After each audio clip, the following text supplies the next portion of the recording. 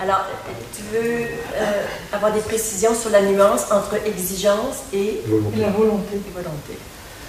L'exigence vient de l'ego ou de la dualité. Il faut. Point.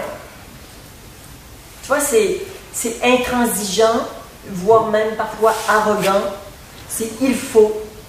Et c'est dur. Tu vas parler de dureté, et c'est vrai que c'est dur.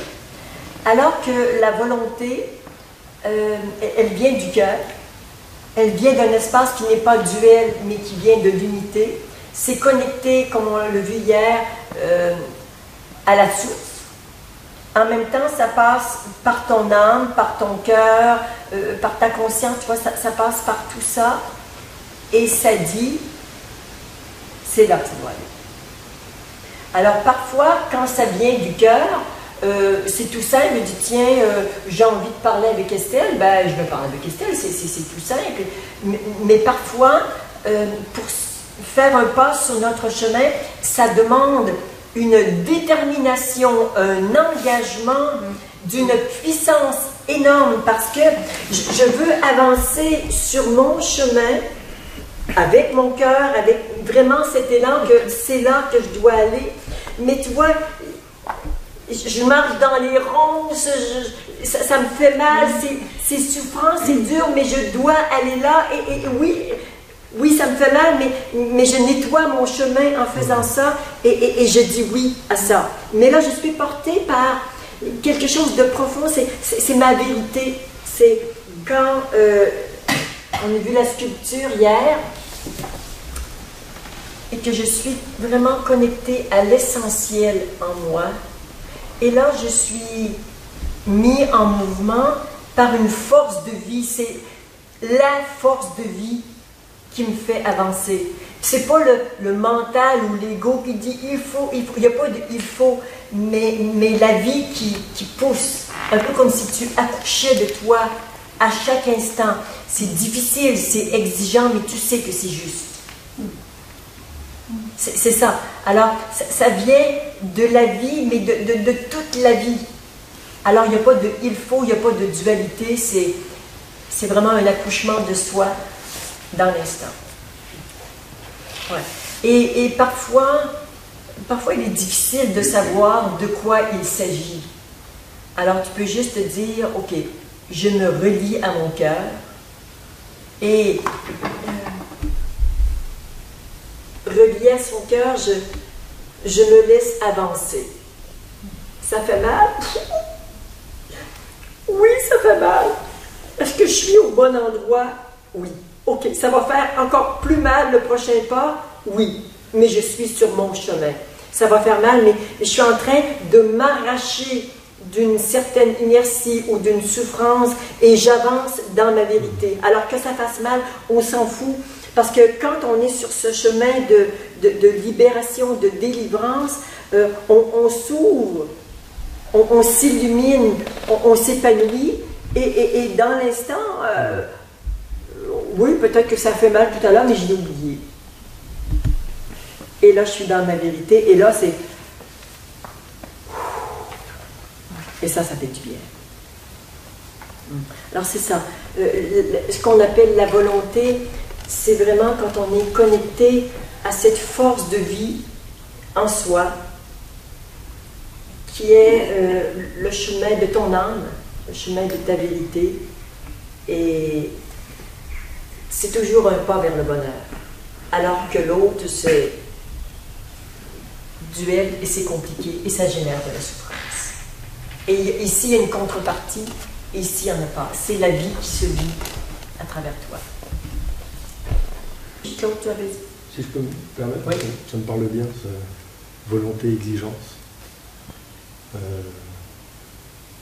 C'est que, je veux dire, j'ai ma dimension au niveau de l'humain, ma dimension au niveau de ce qui est plus grand que moi, divin.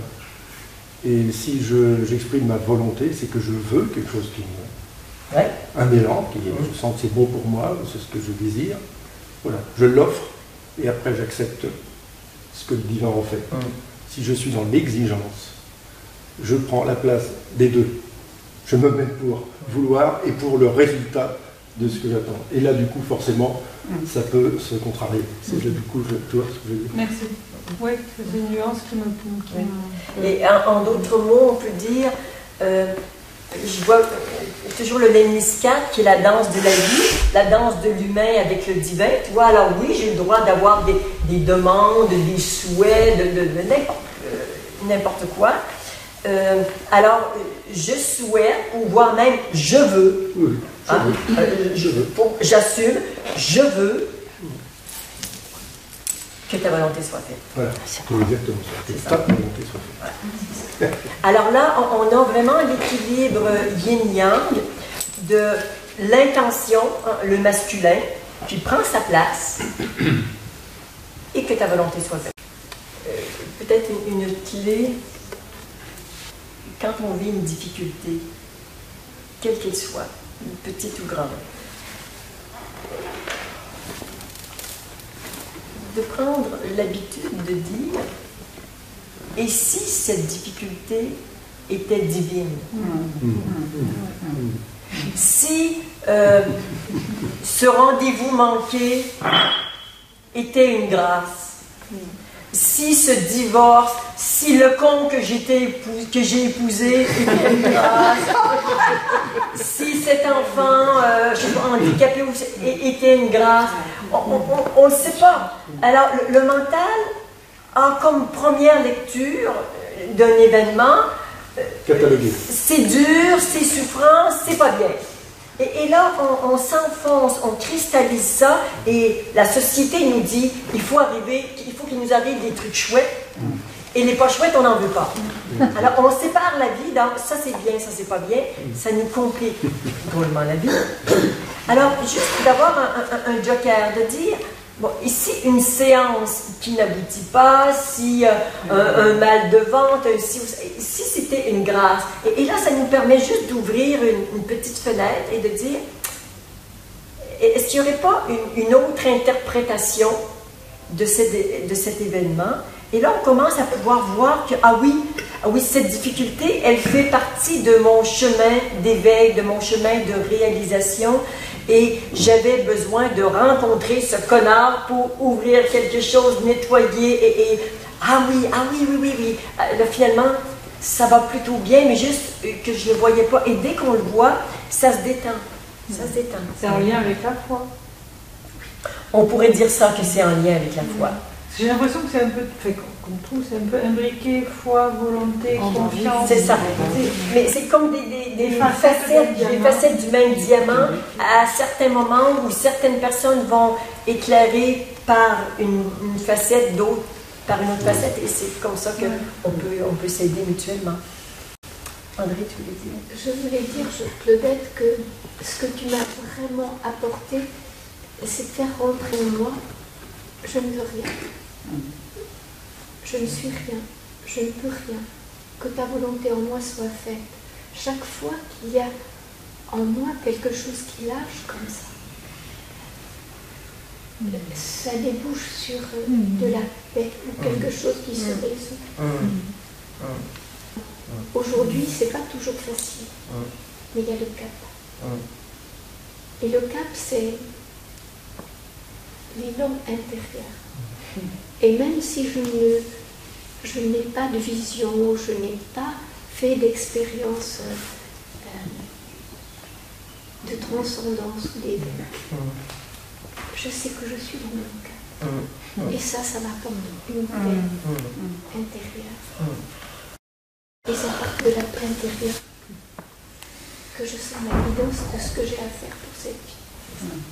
Exactement ça. Et ton chemin, il est comme ça. Il y a des gens qui, de par leur personnalité, vivent de grandes expériences et ils les partagent, ça peut être inspirant. Et d'autres personnes, c'est micro-éveil par micro-éveil, mais au bout d'un certain temps, il y a quelque chose vraiment qui bouge et qui bascule. Alors, tout le monde n'a pas de grandes expériences. Une grande majorité d'ailleurs ont un éveil qui est très progressif. Ça ne paraît presque pas, mais c'est parfois a posteriori, tu dis tiens, ça a changé, et ça se fait tout simplement. Et puis je sens que c'est essentiel, c'est d'être complètement en harmonie intérieure. C'est ça. Et surtout quand j'abandonne, non pas le cas, mais de vouloir dans l'exigence. La volonté Et très souvent, ce n'est pas que l'exigence n'a pas sa place, mais elle ne part pas du bon endroit. C'est pas de vouloir, par exemple, l'éveil qui pose un problème, c'est de le vouloir à partir de l'ego et de penser que je vais m'éveiller. Bon, tout ça, c'est de l'illusion. Dire, l'ego, souvent, s'approprie les intentions de l'âme. L'âme est sur un chemin d'évolution qui, par exemple, pour un certain nombre d'entre vous, va vivre l'éveil dans cette vie. Alors, c'est le plan de l'âme. Alors, l'ego voit ça de « Oh, chouette! Alors, je veux l'éveil et de cette manière et tout. » Ça te fait rire. Hein? C'est juste que l'intention est bonne, mais si l'ego simplement a acquis cette sagesse de dire « Oui, je veux l'éveil » et que ta volonté soit. Ça change. Et là, ça revient au cœur. Ça revient au cœur. C'est la paix. Oui, c'est la paix. Quand je suis comme ça, c'est la paix totale. Et moi, ça panique. Ça panique à Ça l'intérieur. panique à l'intérieur. Parce que si jamais je ne l'ai pas, je fais quoi? C'est dans ce que tu viens de dire, Caroline. Et si je ne l'ai pas, je fais quoi? C'est une belle question, hein? Plusieurs personnes peuvent témoigner qu'elles ont aussi cette question.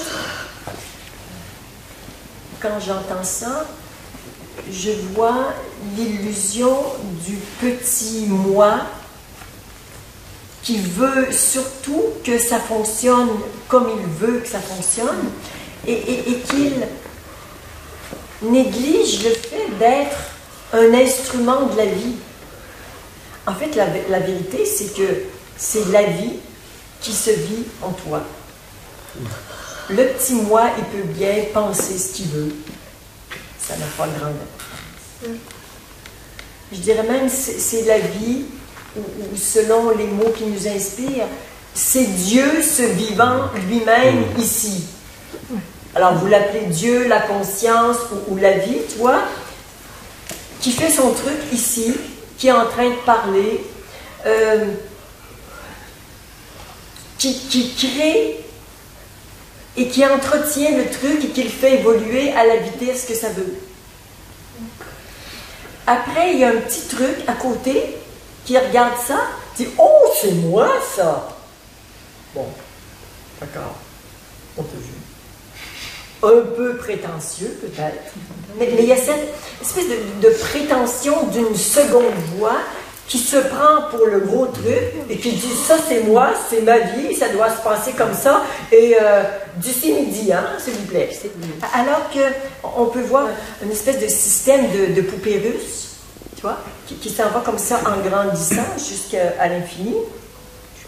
Alors le tout petit en bas, qui a sa raison d'être, mais qui vraiment se gonfle le torse et dit moi je suis tout ça et je vais mener ça à bon port. Ok. On se dégonfle et on se met au service. Et on devient un instrument de quelque chose de beaucoup plus vaste qui nous anime et qui nous traverse. Et ça devient beaucoup, beaucoup plus simple. Alors, exiger et tout ce que vous voulez, mais exiger, c'est comme un peu vouloir sortir d'une pièce en traversant le mur. Quand tu as un corps physique, c'est un peu compliqué. Si tu n'as pas vu qu'il y avait une porte, tu prends le mur. Tu prends le mur. Ouais, c'est ça. C'est ça. Donc, il y a, je dirais, toute cette délicate évolution du petit moi qui est là, on ne va pas le nier, il est là, il a sa raison d'être, mais qui grandit dans la mesure où il se laisse traverser par quelque chose qui le dépasse. C'est là qu'il est vraiment grand.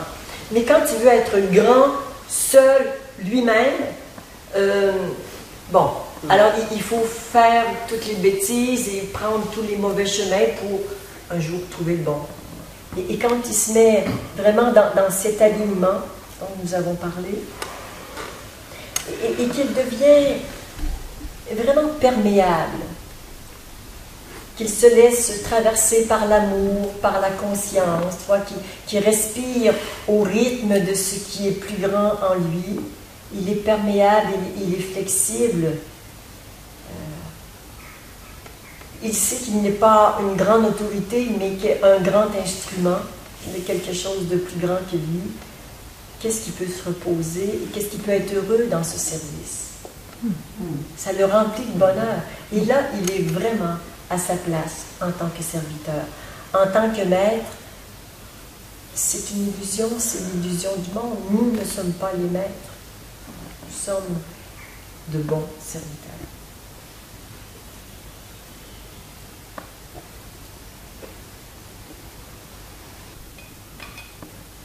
On remet juste un peu d'ordre. On remet chaque chose à sa place, dans son alignement, dans sa vérité, connecté à la source. Et après, on dit, tiens, ça coule de source. Ouais, ça coule de source.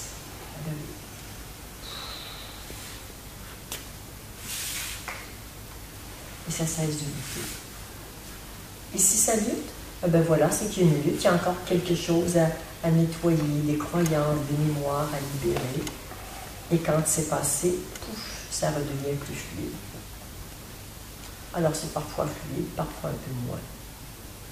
Ça s'appelle la vie.